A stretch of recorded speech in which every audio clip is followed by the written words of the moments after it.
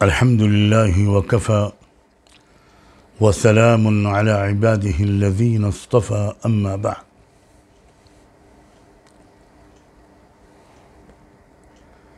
أعوذ بالله من الشيطان الرجيم. بسم الله الرحمن الرحيم. يا أيها الذين آمنوا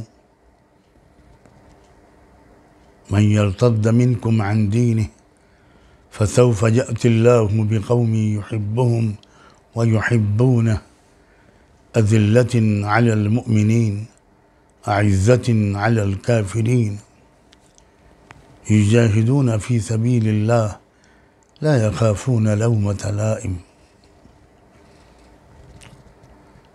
سبحان ربك رب العزة عما يصفون وسلام على المرسلين والحمد لله رب العالمين. اللهم صل على سيدنا محمد وعلى آل سيدنا محمد وبارك وسلم. اللهم صل على سيدنا محمد وعلى آل سيدنا محمد وبارك وسلم.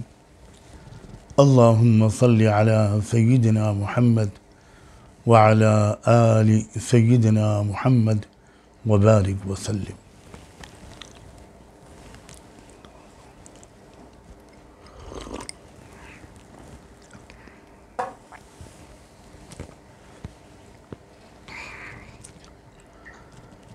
افسوس ہے کہ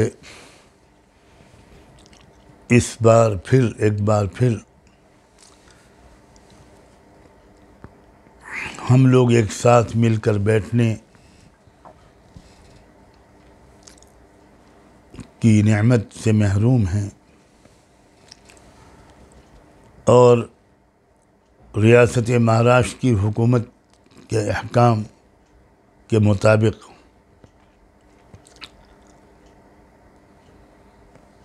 آج کی یہ مجلس آن لائن کرنے کے سوا ہمارے پاس کوئی چارہ نہیں. بہرحال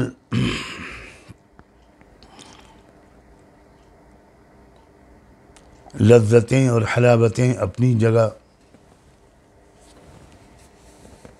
لیکن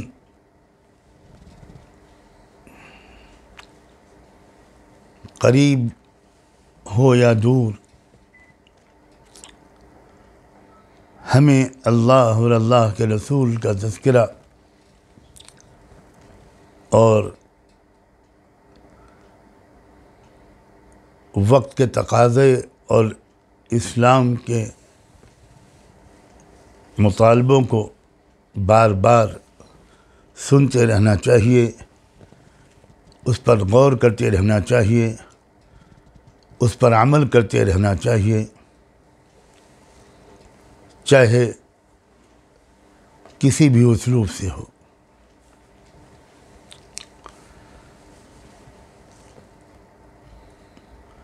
قابل احترام بھائیوں اور بہنوں اور میرے عزیز نوجوانوں، اگر آپ میری معروضات، میری گفتگو سنتے رہے ہیں تو شاید آپ کو محسوس ہوا ہو اور آج یاد ہو کہ میں بار بار یہ کہتا ہوں کہ یہ زمانہ عام زمانہ نہیں ہے، یہ تبدیلیوں کا زمانہ ہے، یہ چھٹائی کا زمانہ ہے،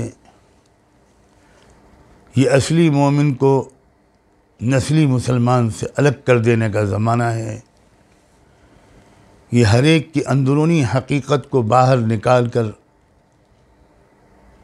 سب کے سامنے اس کی حقیقت کو عیاں کر دینے کا زمانہ ہے. جن باتوں کا پہلے تصور بھی نہیں کیا جا سکتا تھا ان باتوں کے واقع ہونے کا زمانہ ہے. روزانہ ایسی خبریں آتی ہیں، آ رہی ہیں جن پر شاید شروع میں یقین نہیں آتا تھا، اور شاید بہت سے لوگوں کو اب بھی یقین نہیں آ رہا ہے، لیکن ہر روز کوئی انہونی ہو جاتی ہے، اور پھر ابھی ہم اس کے بارے میں سوچنے سے فارغ بھی نہیں ہوتے کہ دوسرے دن کوئی اور انہونی کی خبر مل جاتی ہے۔ آج کل کچھ اسلامی عربی ممالک کی طرف سے ایسی خبریں آ رہی ہیں کہ جن پر یقین کرنا شاید بہت سے لوگوں کے لیے مشکل ہو رہا ہے۔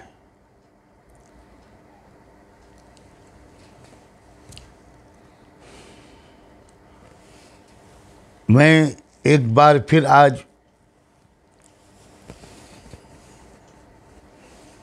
اسی موضوع پر گفتگو کروں گا کہ یہ کون سا زمانہ ہے اور اس زمانے کے تقاضے ہم سے کیا ہیں۔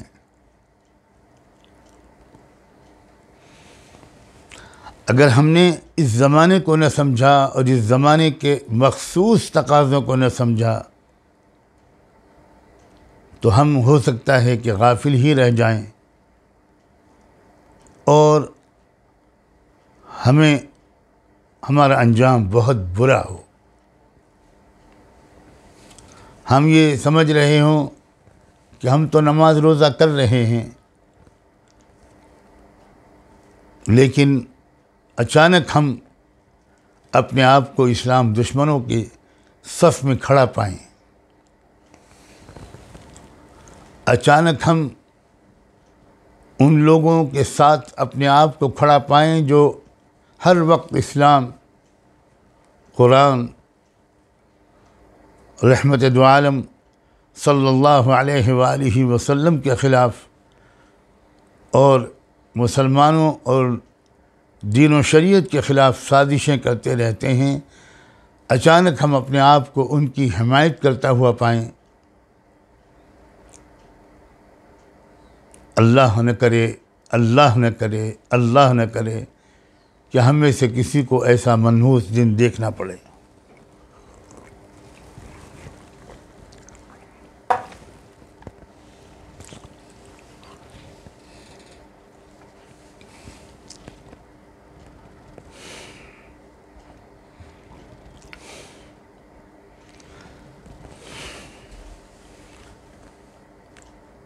امت مسلمہ کو اپنی طویل تاریخ میں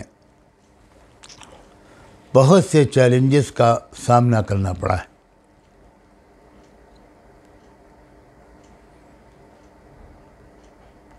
ایک چیلنج جو امت کو اسی وقت درپیش ہو گیا تھا جب رحمت دو عالم صلی اللہ علیہ وآلہ وسلم کے شفقت و رحمت بھرے سائے سے وہ محروم ہوئی تھی۔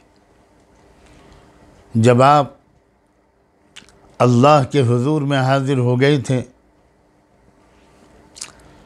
تو آپ نے سنا یا پڑھا ہوگا کہ آپ کی وفات کے فوراً بعد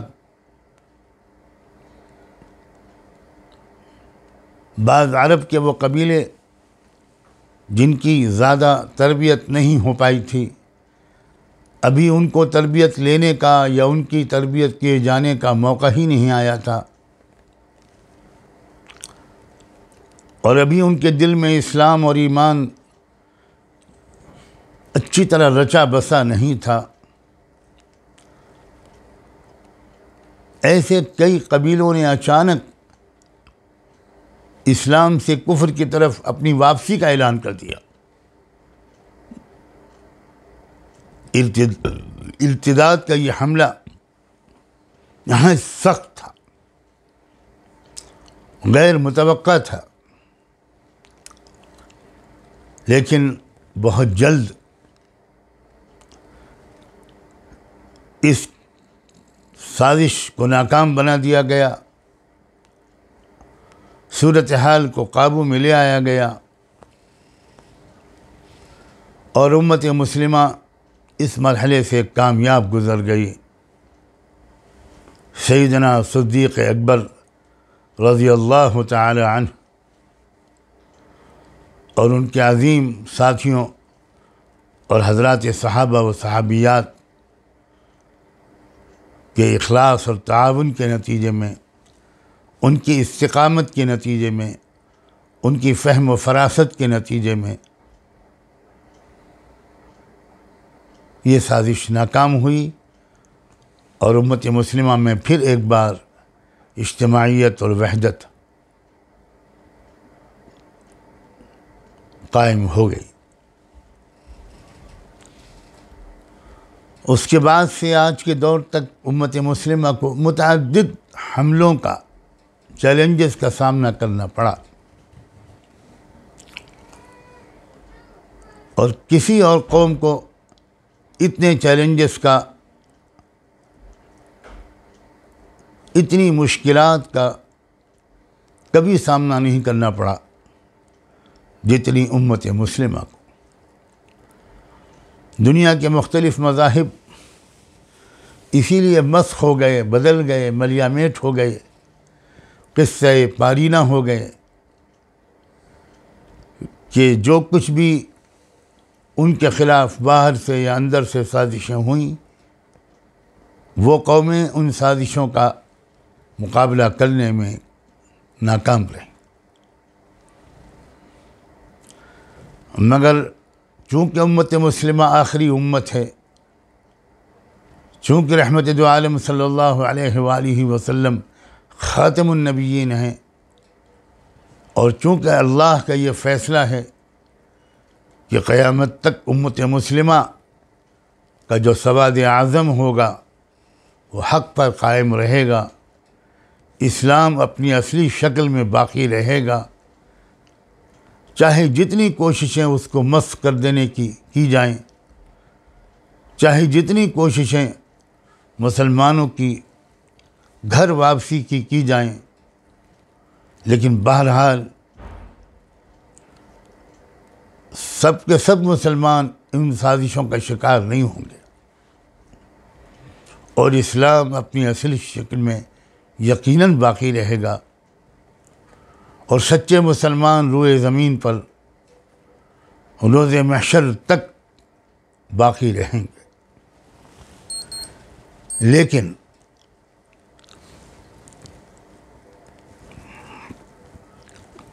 اب یہاں میں جو بات کہنے جا رہا ہوں اس کے بارے میں آپ سے گزارش ہے کہ اس کو بہت یکسو ہو کر بڑی اہمیت کے ساتھ سنیے گا۔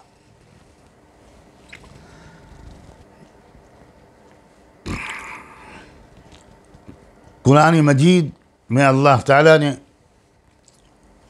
اور ذخیر احادیث میں رحمت دو عالم صلی اللہ علیہ وآلہ وسلم نے صرف یہ بشارتیں نہیں دیں کہ اسلام کو مسخ کرنے کی اور مسلمانوں کو اسلام سے اپنا رخ پھیر لینے کی، اسلام کو چھوڑ دینے کی کوئی کوشش کامیاب نہیں ہوگی، یہ نہیں فرمایا، بلکہ آپ نے یہ فرمایا جو اس کا خلاصہ ہے کہ بہت کوششیں ہوں گی اور بہت اچھی خاصی تعداد میں مسلمان ان کوششوں کا شکار بھی ہوں گے، وہ باطل سے، کفر سے، ظالم طاقتوں سے سمجھوتا بھی کریں گے۔ ایسے مسلمانوں کی صف میں سے اچھی خاصی تعداد میں نکلیں گے۔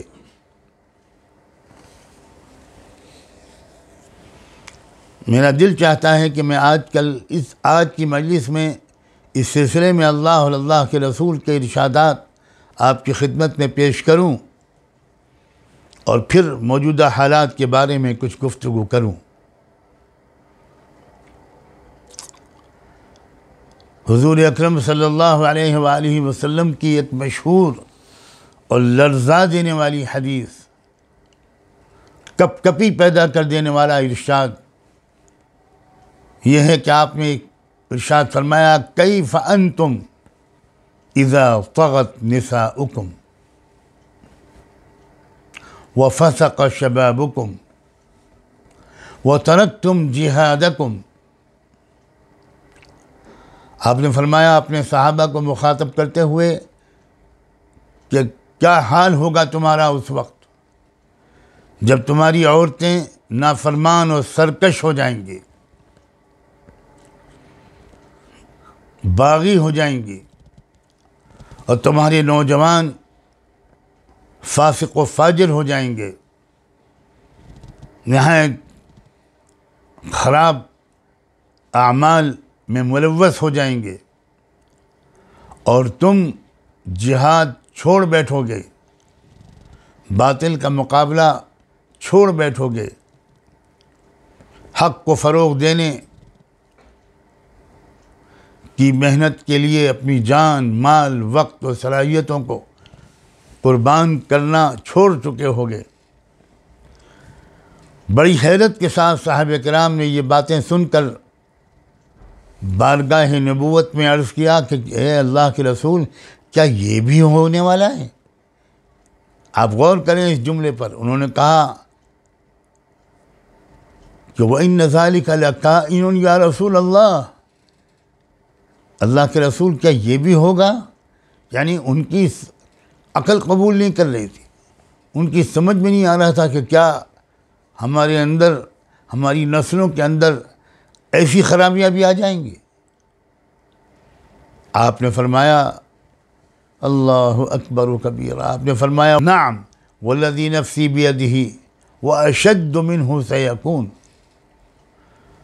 ہاں، جس ہستی کے قبضے قدرت میں میری جان ہے، میں اس کی قسم کھا کے کہتا ہوں اس سے بھی زیادہ سنگین حالات آنے والے ہیں.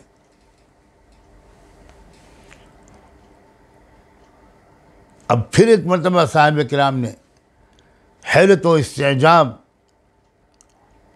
اور شاید خوف کی کیفیت میں ڈوب کر عرض کیا، کیا مطلب اللہ کے رسول؟ اس سے بھی زیادہ سنگین، اس سے بھی زیادہ سنگین حالات میں اور کیا ہوگا؟ آپ نے فرمایا کیف انتم اذا لم تأمروا بالمعروف ولم تنہوا عن المنکر.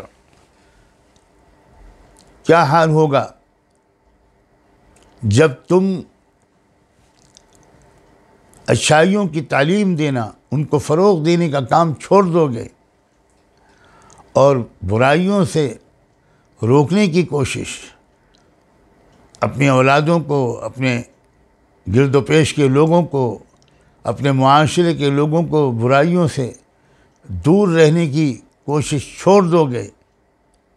پھر صحابہ نے عرض کیا بڑی حیرت کے ساتھ کہ کیا یہ بھی ہوگا اللہ کے رسول؟ آپ نے فرمایا نعم، ہاں یہ ہوگا، اور سنو اس سے بھی زیادہ سخت حالات آئیں گے، اس سے بھی زیادہ برے حالات آئیں گے.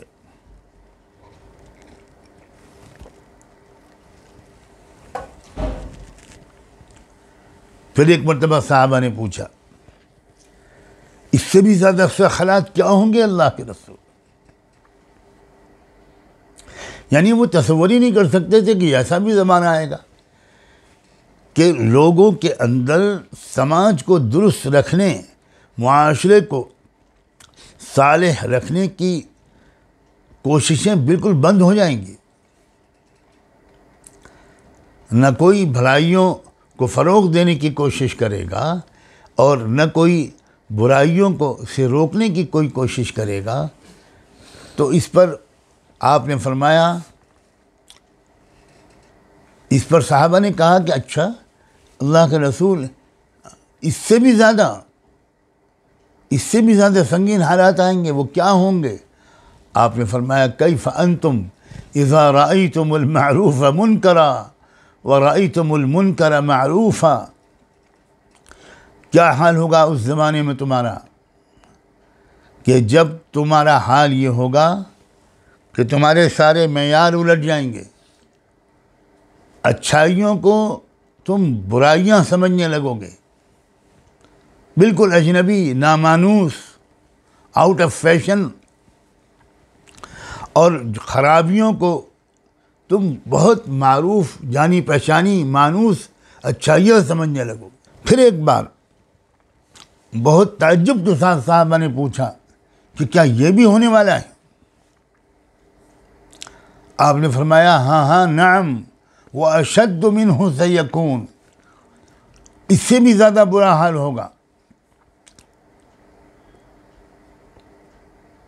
اور پھر اس کے بعد آپ نے فرمایا سنو، اللہ نے کہہ رکھا ہے کہ میں اپنی قسم کھا کر کہتا ہوں، میں ایسے فتنے برپا کروں گا کہ بڑے سے بڑا دانشمند، بڑے سے بڑا عقل مند شخص بھی حیران و پریشان ہوگا، اس کی کچھ سمجھ میں نہیں آئے گا کہ کیا کیا جائے۔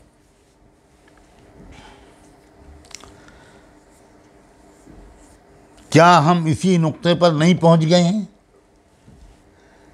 کیا یہ پچھلی ساری بیان کی ہوئی چیزیں نہیں واقع ہو چکی؟ آپ اپنے آپ پر غور کریں، اپنی فیملی پر غور کریں، اور اپنے باپ دادا کے دور کو یاد کریں، اور اپنی نسلوں کو دیکھیں، اپنے بچوں اور بچیوں کو، اپنے دامادوں اور بہوؤں کو، اپنے پوتوں پوتیوں، نواسوں نواسیوں پر ذرا غور تو کریں۔ آج وہ لوگ جو کچھ کر رہے ہیں، کیا کبھی آپ نے یا آپ کے باپ اور دادا نے اس عمر میں کیا تھا؟ کیا ہو رہا ہے ہماری شادیوں کے تقریبات میں؟ کیا ہو رہا ہے ہمارے گھروں میں روزمرہ؟ اللہ اکبر۔ کیا ایسے فتنوں میں ہم نہیں گھرے ہوئے ہیں کہ کسی کی سمجھ میں نہیں آ رہا، بڑے سے بڑا عالم و دانشور وہ کوئی حل نہیں بتا پا رہا ہے؟ کیا ہر شخص کے ذہن پر آج کل یہ سوال نہیں ہے، وہ بھی باشعور شخص کے ذہن پر، کہ کیا کریں ہم؟ کیا ہم اس دور میں نہیں پہنچ گئے؟ یہی بات وہ ہے میرے بھائیوں، بزرگوں اور بہنوں، نوجوان بچوں اور بچیوں، میں کب سے یہ بات آپ کو عرض کر رہا ہوں کہ بھائی یہ عام زمانہ نہیں ہے، یہ بہت خطرناک زمانہ ہے، بہت پرفتن زمانہ ہے، بہت چیلنجز اور مہلک آفتوں سے بھرا ہوا زمانہ ہے۔ پہلے زمانے سے زیادہ اس میں ہم کو الرٹ اور فکر مند رہنا ہوگا، باخبر رہنا ہوگا، بار بار پوچھنا پڑے گا کہ اس زمانے کی ان تمام برائیوں سے اپنے کو اور اپنی فیملی کو بچانے کا کیا راستہ ہے؟ کیا نیک لوگوں کا مذاق نہیں اڑایا جا رہا؟ کیا عوام اور کیا حکومتیں کس راستے پر چل رہے ہیں؟ ایک حدیث اور آپ کی خدمت میں پیش کرتا ہوں۔ حدیث جب لفظ آئے تو ذرا سوچا کیجئے کس کی زبان مبارک سے نکلے ہوئے یہ الفاظ ہیں۔ آسمان نے اس جیسا سچا، اس جیسا شفیق، اس جیسا اپنی قوم سے محبت کرنے والا، بلکہ پوری انسانیت سے محبت کرنے والا انسان نہ کبھی دیکھا اور نہ آئندہ کبھی کوئی ایسا انسان نظر آئے گا۔ آپ نے یہاں تک فرما دیا کہ دیکھو آخری زمانے میں ایسے لوگ آئیں گے جن کے چہرے تو آدمیوں کی طرح کے ہوں گے، لیکن ان کے دل شیطانوں کے دل ہوں گے۔ نعوذ باللہ من الشیاطین، ان کے دل شیاطین کے دل ہوں گے۔ یہ آخری درجے کی بات ہے، ان کے دل شیاطین کے دل ہوں گے، بھیڑیوں کی طرح ان کا رویہ ہوگا، ان کے دل میں ادنا سی رحم دلی نہیں ہوگی، بے دردی کے ساتھ خون بہائیں گے، کسی برے کام سے وہ اپنے کو رکنے کی کوئی ضرورت نہیں سمجھیں گے، اور ایسے حکام ہوں گے، ایسے حکام کہ جن سے تم اگر بیعت کرو گے تمہیں دھوکہ دیں گے، وہ تمہیں تلاش کریں گے اگر تم روپوش ہونے کی کوشش کرو گے، تمہاری برائیاں کریں گے، تم سے جو وعدے کریں گے بے وفائی کریں گے، وعدہ خلافی کریں گے، جو بات کہیں گے وہ خلاف حقیقت کہیں گے، تم ان کے پاس اپنی امانتیں رکھواؤ گے تو وہ خیانت کریں گے، ان کی اولادیں سرکش ہوں گی، ان کے نوجوان بڑے تیز ترار شوخ و چالاک ہوں گے، اور ان کے بڑے بزرگ وہ بھی بھلائیوں کے سلسلے کی کوئی تلقین نہیں کریں گے، برائیوں سے روکنے کی کوئی کوشش نہیں کریں گے، اور ان سے اپنا رشتہ جوڑ کر اب عزت محسوس کرنا عین ذلت ہے، اور ان کے ہاتھ میں جو کچھ ہے اس کی خواہش یا مطالبہ کرنا یہ بالکل غریبی کی خاص علامت ہے، ایسا شخص فقیر ہے۔ بڑے سے بڑا دانشمند ان کے درمیان بالکل گمراہ ہوگا۔ جو شخص کچھ اچھائیوں کی تلقین کرے گا ان کو یا ان کے معاشرے میں، اسے مجرم گردانا جائے گا۔ جو ایمان والے ہوں گے وہ بہت ہی کمزور ہوں گے، بے بس ہوں گے، اور جو بے دین ہوں گے، بے دین، ان کا بڑا اعزاز و اکرام ہوگا۔ شریعت و سنت ان کے درمیان بالکل بدعت قرار پائے گی، اور جو بدعات ہیں، نئے رسوم، نئے طور طریقے، یہی بالکل رواج پا جائیں گے۔ اس زمانے میں اللہ تعالیٰ بدترین حکام کو ایسے لوگوں پر مسلط کریں گے، اور اس زمانے میں نیک لوگوں کی دعائیں بھی قبول نہیں ہوں گی۔ معجم طبرانی کی یہ روایت ہے۔ کیا ہم اس زمانے میں نہیں جی رہے ہیں؟ کیا اس زمانے میں بہت زیادہ، پہلے کی بنسبت بہت زیادہ توجہ اپنے ایمان اور کردار اور کیریکٹر کو درست رکھنے کی طرف ہمیں نہیں کرنی پڑے گی؟ سیدنا حذیفہ رضی اللہ تعالیٰ ان کا ایک ارشاد ہے کہ قسم کھا کے کہتا ہوں، آج ہم حق کو غالب دیکھ رہے ہیں، وہ زمانہ آئے گا جب باطل حق کے اوپر سوار ہو جائے گا، اور تمہیں وہ معمولی سا کہیں کسی کونے کھدرے میں چھپا ہوا حق نظر آئے گا، حق غالب نظر نہیں آئے گا۔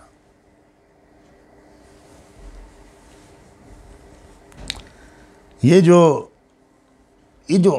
دور ہے،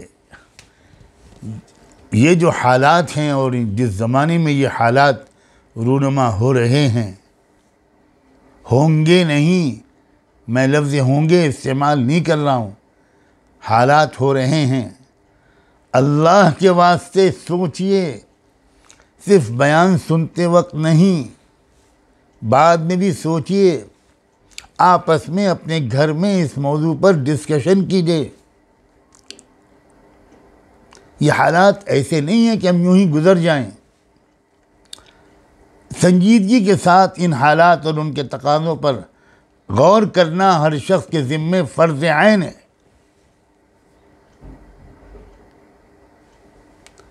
اب میں عرض کرتا ہوں کہ یہ حالات کیوں آ رہے ہیں، اور انشاءاللہ وہ بھی قرآن و حدیث کی روشنی ہی میں عرض کروں گا۔ یہ حالات اس لیے آ رہے ہیں تاکہ چھٹائی ہو، تاکہ جو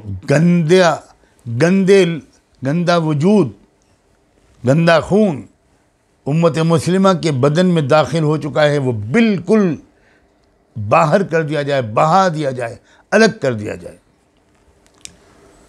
آج جو اچھے برے لوگ سب ملے جلے ہیں، یہ اس دور میں نہیں رہے گا، یقیناً نہیں رہے گا۔ میں اس سے پہلے ہو چکا ہوں. جب دور کی تبدیلی کا وقت آتا ہے، جب ظلم کے نظام کے خاتمے کا وقت آتا ہے، جب انصاف کے نظام کے قائم ہونے کا وقت آتا ہے، جب حق کے غلبے کا وقت آتا ہے، تو اس وقت لازمی طور پر اللہ کے قانون اور معمول کے مطابق امتوں کی چھٹائی ہوتی ہے. سچے لوگ جھوٹوں سے الگ کر دیے جاتے ہیں، اصلی ایمان والوں کو منافقین سے الگ کر دیا جاتا ہے، منافقین کو اصلی ایمان والوں سے الگ کر دیا جاتا ہے. قرآن مجید میں اللہ تعالیٰ نے اپنے اس قانون کا جگہ جگہ تذکرہ فرمایا ہے.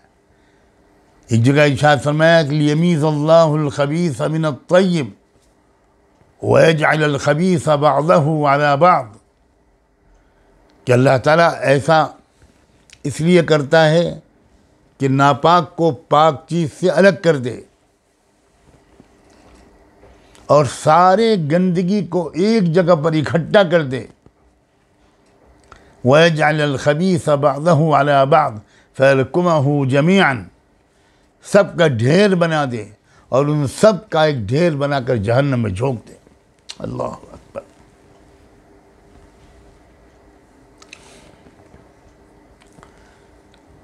یہ اللہ تعالیٰ کا ایک قانون ہے، بڑا حکیمانہ قانون ہے کہ لازمی طور پر سچوں اور جھوٹوں کو وہ ایک وقت میں الگ کرتا ہے، اور اب میں کہتا ہوں کر رہا ہے. ایک طرف ایمان والے خالص اور ایک طرف دورنگی والے، نفاق والے، وہ بالکل الگ کر دیے جائیں گے. ایسے الگ کیے جائیں گے کہ ایک گروہ میں ایسے ایمان والے ہوں گے جن میں ذرا بھی نفاق نہیں ہوگا، اور دوسری طرف ایسے نفاق والے ہوں گے جن میں ذرا بھی ایمان نہیں ہوگا.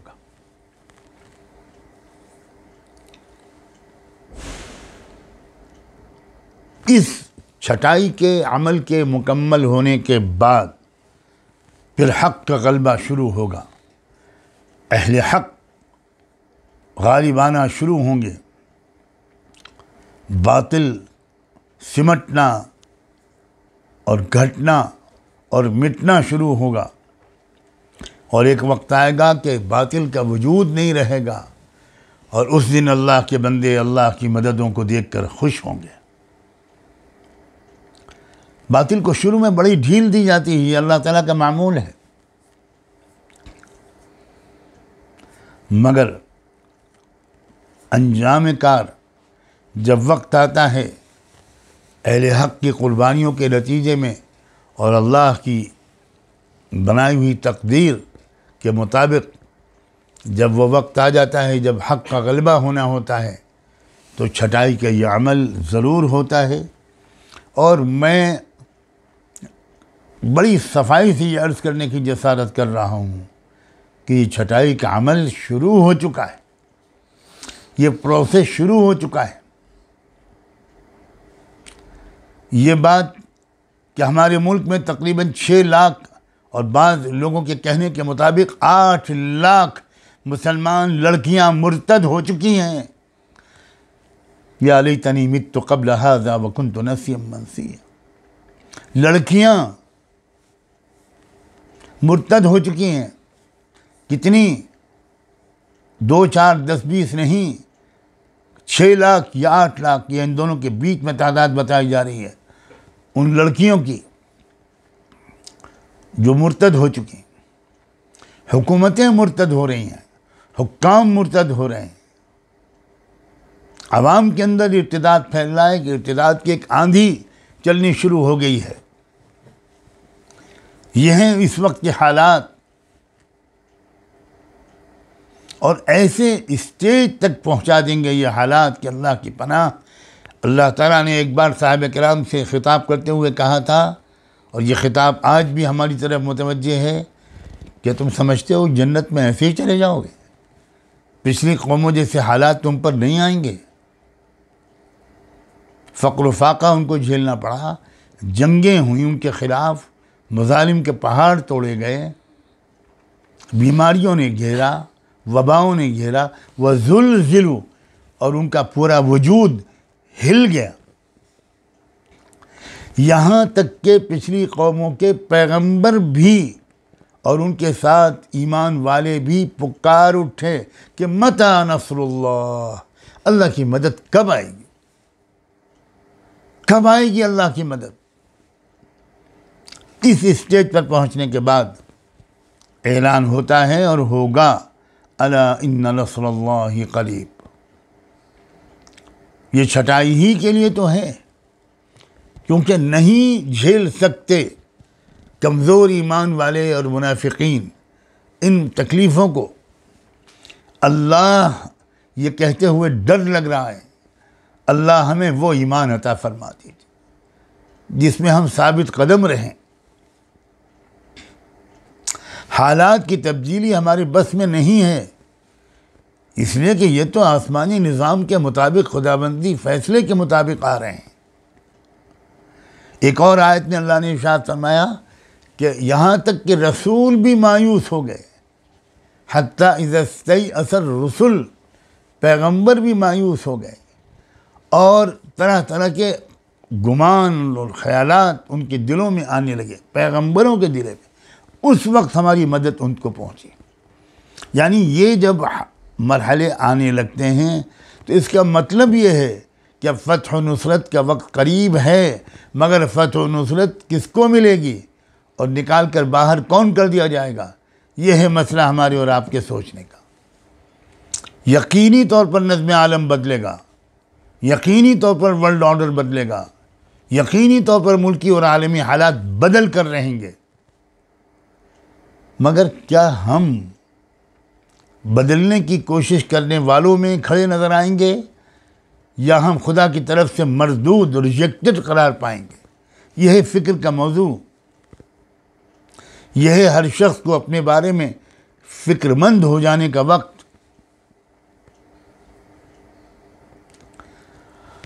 جب بالکل مقابلے کا آخری اسٹیج قریب آتا ہے اور بالکل آخری منزل آ جاتی ہے، ناقابل برداشت حالات آنے لگتے ہیں، تب اللہ کی مدد آتی ہے، کسی کو اچھی لگے یا کسی کو بری لگے۔ اللہ تعالیٰ کا قانون یہی ہے اور اس میں یقیناً بہت حکمتیں پوشیدہ ہیں۔ جب مسلمانوں کو یا مومنوں کو نظر آنے لگتا ہے کہ اب دروازے بند ہیں، کوئی راستہ نجات کا کوئی راستہ ہے ہی نہیں، اس وقت اللہ تعالیٰ کی طرف سے مدد آتی ہے۔ ایک جگہ پر اللہ نے قرآن میں ارشاد فرمایا کہ جو لوگ اللہ کے راستے سے لوگوں کو روکنے کے لیے اپنی دولت و سرمایہ خرچ کر رہے ہیں وہ کرتے رہیں گے، لیکن پھر ایک وقت آئے گا ثم تکون علیہم حسرۃ، پھر ایک وقت آئے گا کہ بہت پچھتائیں گے وہ اپنا سرمایہ خرچ کرنے پر، اور پھر انہیں شکست ہوگی، ثم یغلبون والذین کفروا الی جہنم یحشرون، اور پھر وہ لوگ جنہوں نے کفر کا، ناشکری کا، نافرمانی کا، بغاوت کا راستہ اختیار کیا، انہیں جہنم کی طرف لے جایا جائے۔ اللہ کے بندو اس پر شک مت کرو، خدا کے لیے اس میں شک مت کرو، جھانک کر دیکھو دل میں، کیا یقین آ رہا ہے کہ یہ ہو رہا ہے اور ہوگا اور یہی حالات ابھی اور آگے بڑھیں گے؟ کیا اس بات پر یقین آ رہا ہے کہ یہ غلبہ حق کے قریب ہونے کی علامتیں ہیں؟ لہذا مزید قوت کے ساتھ ہم کو حق پر ثابت قدم رہنا ہے، اس کے اسباب اختیار کرنے ہیں، ظلم اور مظالم کو گویا برداشت کرنا ہے، وقت مدد کا انتظار کرنا ہے، وسوسوں اور شکوک و شبہات سے اپنے آپ کو بچانے کی ہر ممکن کوشش کرنا ہے۔ یہ وقت ڈرنے پریشان ہونے کا واللہ نہیں ہے، یہ وقت تو نئے سرے سے اپنی تیاری کا، اپنی تکمیل کا، اپنی تربیت کا، اپنی اصلاح کا اور نئے سرے سے غلبہ و نصرت کی امیدیں اپنے دل میں سجانے کا وقت ہے، مزید ہمت کا وقت ہے۔ خوشخبریاں قریب ہیں اللہ کے بندوں، بشارتیں قریب ہیں، اللہ تعالیٰ نے یہ باتیں قرآن میں بار بار کہی ہیں کہ یہ چھٹائی کا ہمارا معمول ہے. ہم اللہ کے بیانوں کے مطابق اپنے حالات کو نہ سمجھنے کی قسم کھا رکھیں. ہم نے صرف میڈیا پر ایمان لا کر حالات کو سمجھنے کی بھیانک غلطی کی ہوئی ہے.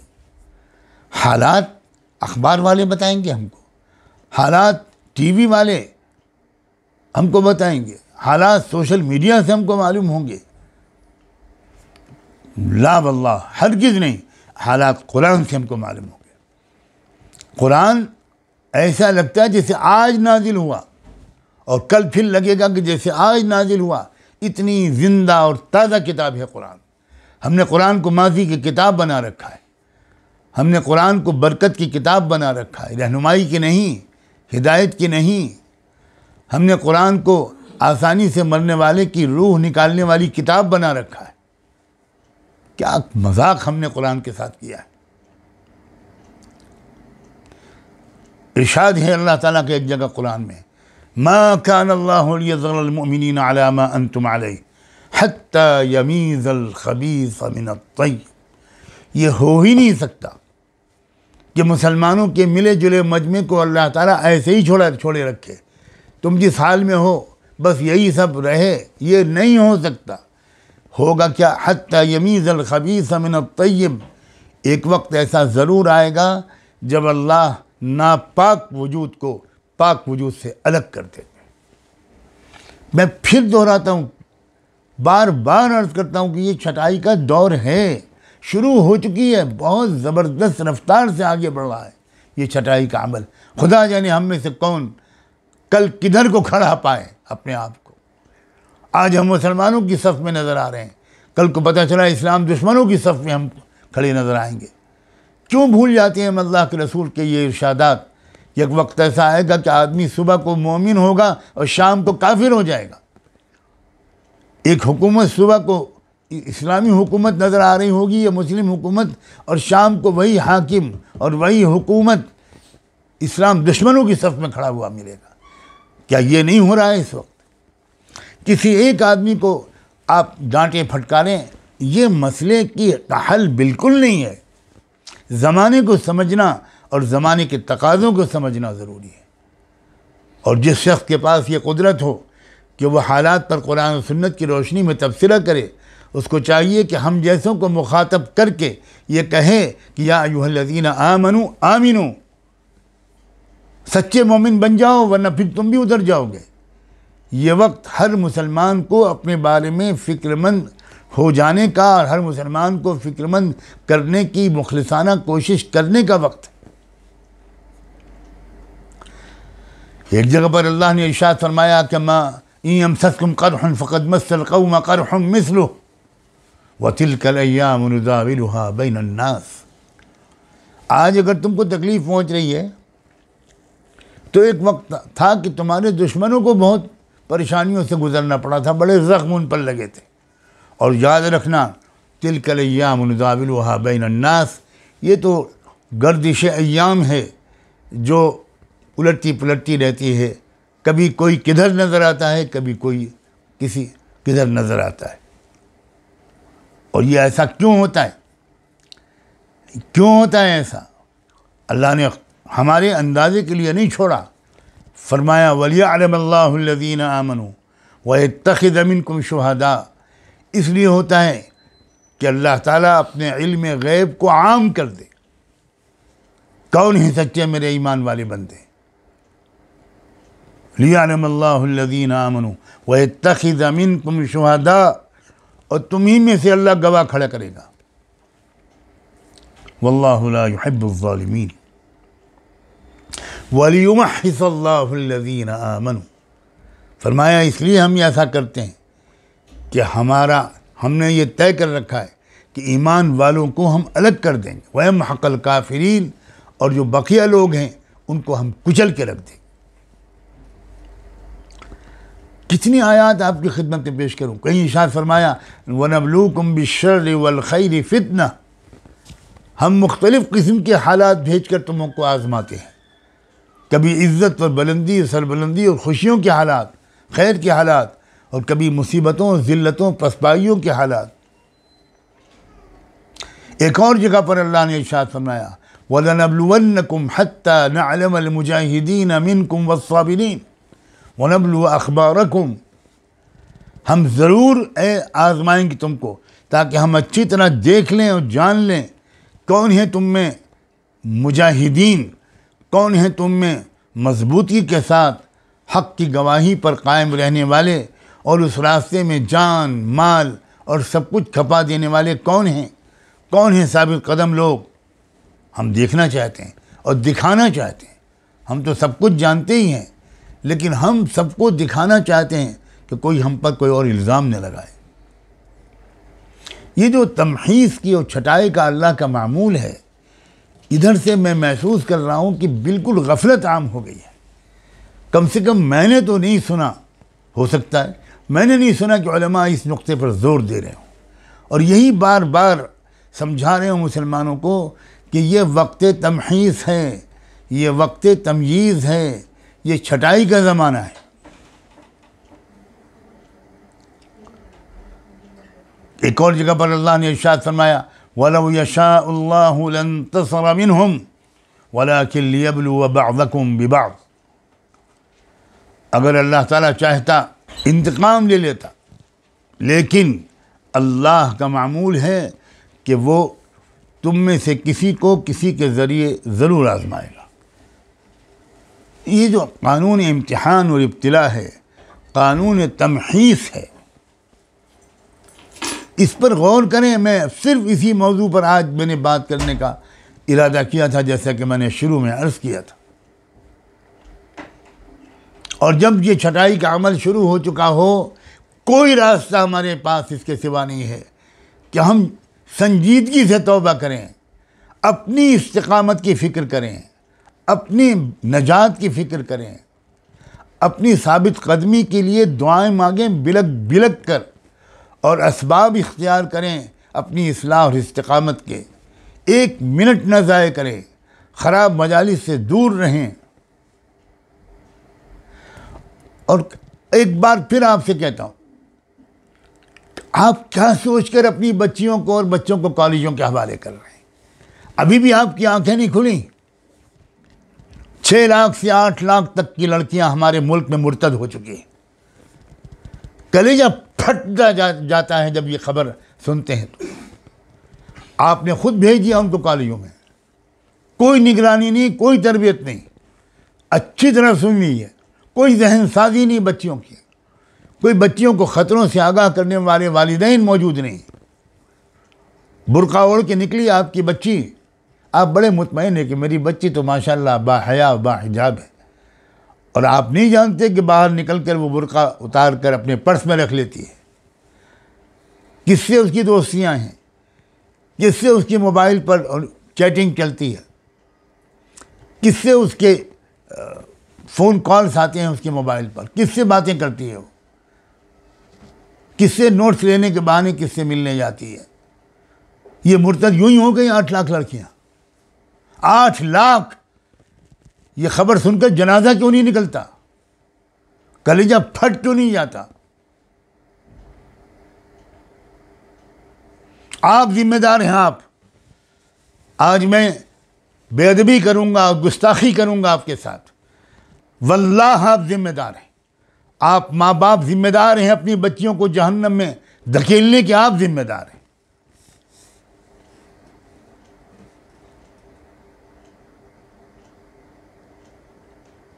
شاید آپ مجھے جانتے ہو کہ میں تعلیم کا مخالف نہیں، میں تعلیم کی شمع کو بلند کرنے کے لیے کوشش کر رہا ہوں، لیکن تعلیم کون سی تعلیم؟ ایسی اندھی تعلیم، کسی تربیت کے بغیر، کسی حفاظتی انتظام کے بغیر۔ آپ کیا سمجھ رہے ہیں؟ آپ اتنے غافل ہیں، اور کسی اور طرف فیصلہ ہو چکا ہے کہ ان کی لاکھوں لڑکیوں کو ہم کو مرتد بنانا ہے۔ اس پر وہ کروڑوں اور اربوں روپیہ خرچ کر رہے ہیں، اپنے نوجوانوں کو اس کے لیے بڑی لالچ دے رہے ہیں۔ بے روزگاری کے اس زمانے میں بہت سے نوجوان اگر مذہبی تعصب کے جذبے سے نہ صحیح تو اس جذبے سے تو یہ کام کر ہی رہے ہیں کہ ہم کو فوراً 2.5 لاکھ کا چیک ملے گا، ہم کو ایک ذاتی مکان ملے گا، ہم کو ایک جاب ملے گا۔ آپ اس قدر ناواقف اور اندھیرے میں کب تک رہتے رہیں گے؟ کب تک آپ سننے والوں ہم جیسے کمزور لوگوں کی گزارشات پر دھیان نہ دینے کا رویہ جاری رکھیں گے؟ کب ہوش میں آئیں گے آپ؟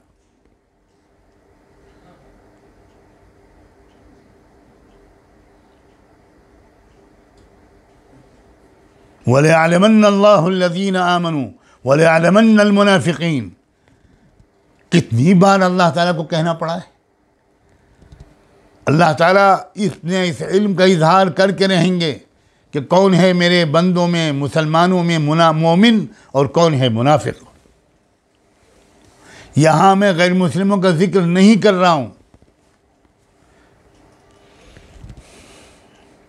کیوں مطمئن ہیں کہ ہم مومن ہیں؟ اور کیوں مطمئن ہیں کہ آپ کی اولاد مومن ہی رہے گی؟ ہاتھ پیر باندھ کر آپ اپنی اولاد کو سمندر میں پھینک رہے ہیں اور یہ کہہ رہے ہیں کہ دیکھو بھیگنا مت۔ کیا بھولا پن ہے۔ میں مسلمانوں کے ان لوگوں سے کہتا ہوں جن کو اللہ نے تھوڑے سے پیسے دے رکھے ہیں، آپ اپنے علاقوں میں مسلم گرلز کالج کیوں نہیں بناتے؟ کیوں نہیں اس پر پیسہ خرچ کرتے؟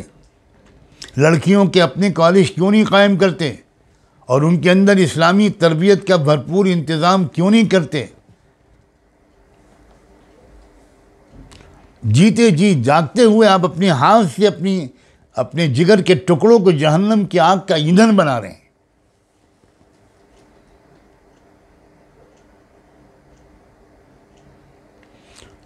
آپ کو بڑی سے بڑی حالات کا بگاڑ، زیادہ سے زیادہ حالات کا بگاڑ خواب غفلت سے بیدار نہیں کر پا رہا ہے۔ مجھے تو واقعی بہت ڈر لگ رہا ہے۔ میں اب تھامتا ہوں اپنے آپ کو، ورنہ کچھ اور بہت کچھ کہہ دینے کا دل چاہتا ہے، لیکن جو کچھ کہتا ہوں بھڑاس نکالنے کے لیے اللہ گواہ ہے نہیں کہہ رہا ہوں۔ آپ کے میں ہاتھ جوڑتا ہوں، آپ کے پیر پکڑتا ہوں، آپ کے دروازوں پر فقیروں کی طرح صدا لگانے کے لیے اللہ سے توفیق اور وقت مانگتا ہوں۔ کس طرح آپ کو جگاؤں، کیسے آپ کو جھنجھوڑوں اور ہوشیار کروں؟ پانی سر سے نہیں چھت سے اونچا ہو چکا ہے۔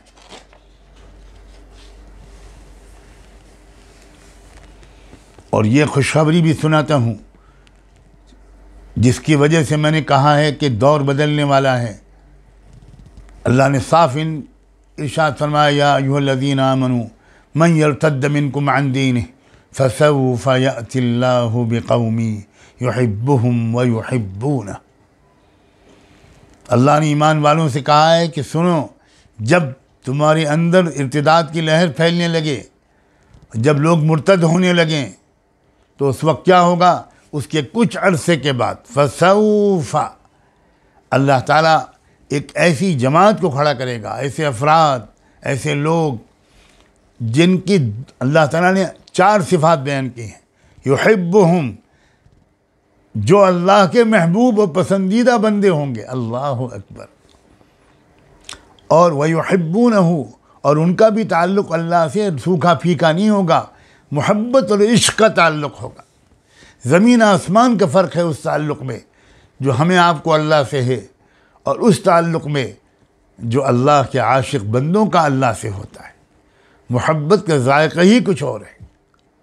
ایسے لوگ آئیں گے اس تحلیق ارتداد کے بعد۔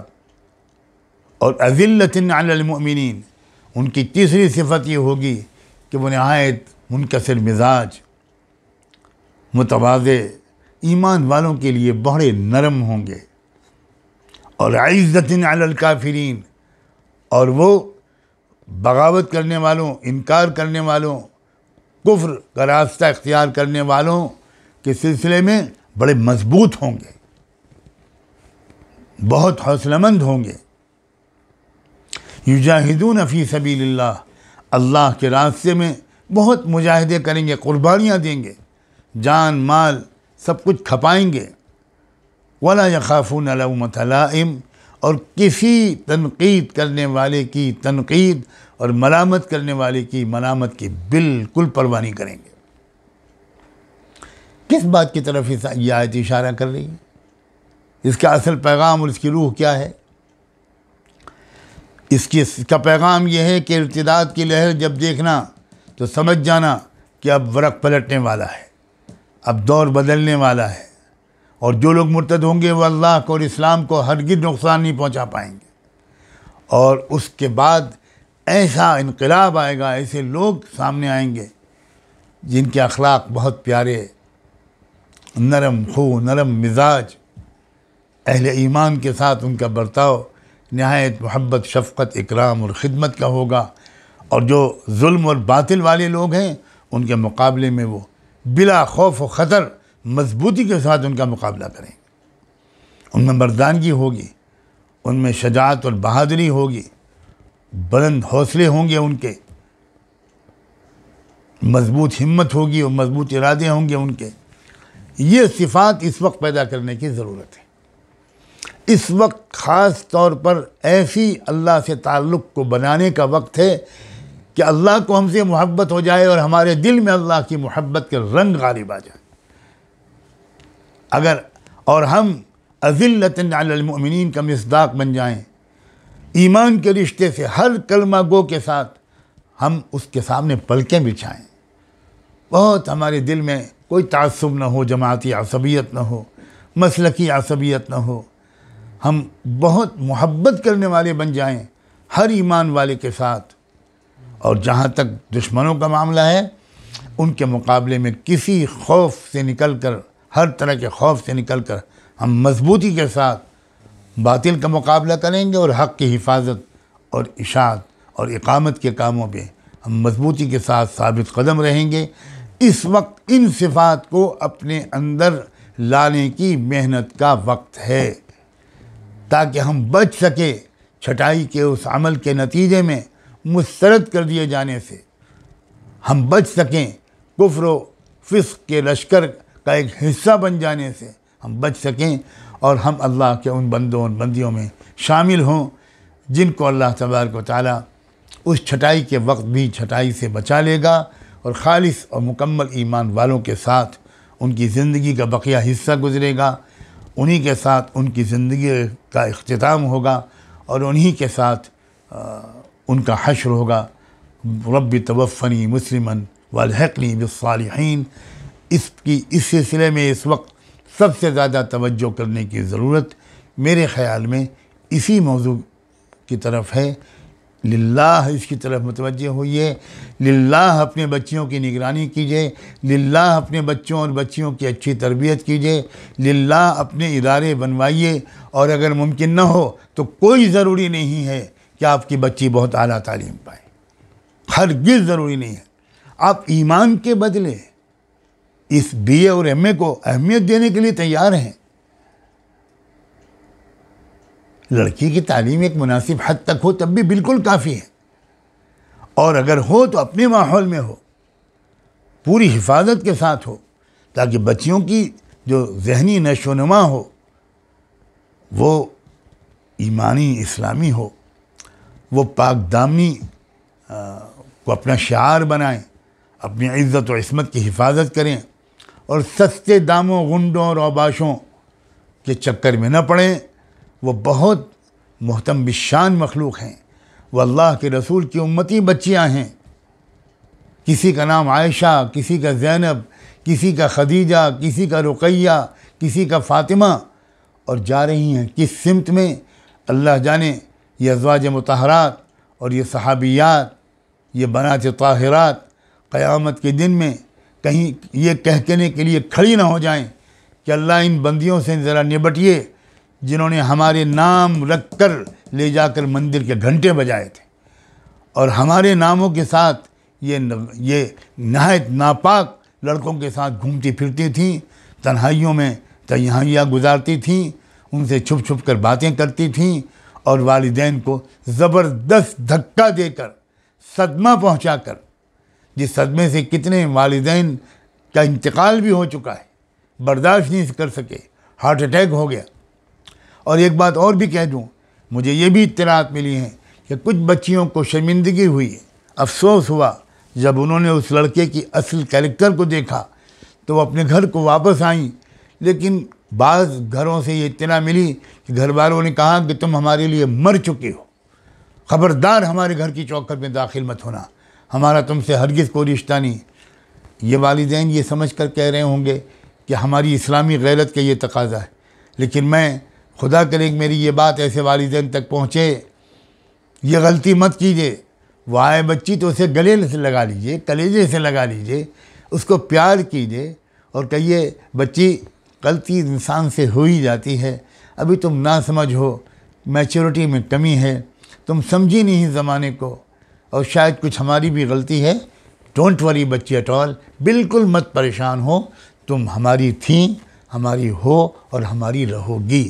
عزت کے ساتھ اس بچی کو گھر میں رکھیے۔ اور میں اپنی ملت کے نوجوان لڑکوں اور بیٹوں سے بہت محبت کے ساتھ یہ بھی کہوں گا کہ اگر آپ کو اتفاق ہو ایسی کسی بچی کو اپنانے کا، خدا کے لیے اس کو اپنائیے، اللہ کے لیے اس کو اپنائیے، اس کے ساتھ شادی کیجیے، عزت اور وقار کے ساتھ اس کو رکھیے۔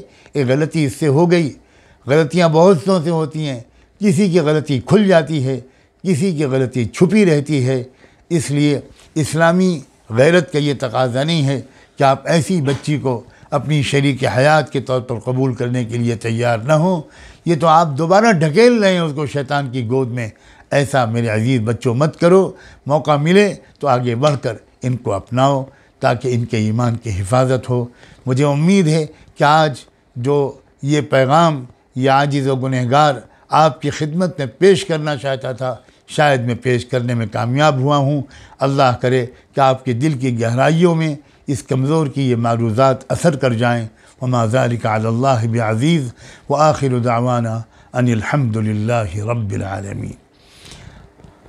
آج بیعت کے کلمات نہیں پڑھائے جائیں گے، آج میرے پاس زیادہ وقت اب نہیں ہے، امید میں اسی پر اکتفا کرتا ہوں، اور طویل دعا بھی آج نہیں ہو پائے گی۔ مجلس کے اختتام کی دعا پڑھ لیجئے۔ سبحان اللہ وبحمدہ، سبحانک اللہم وبحمدک، نشہد ان لا الہ الا انت، نستغفرک ونتوب الیک۔ میری یہ گزارش ہے، اٹھنے سے پہلے چند منٹ آپ انفرادی دعا کر لیجیے، قلبی تاثر کے ساتھ آج کی معروضات کی روشنی میں اپنی اور اپنے اولاد کی استقامت کے لیے اور اس وبا سے حفاظت کے لیے آپ چند منٹ دعا فرما لیجئے۔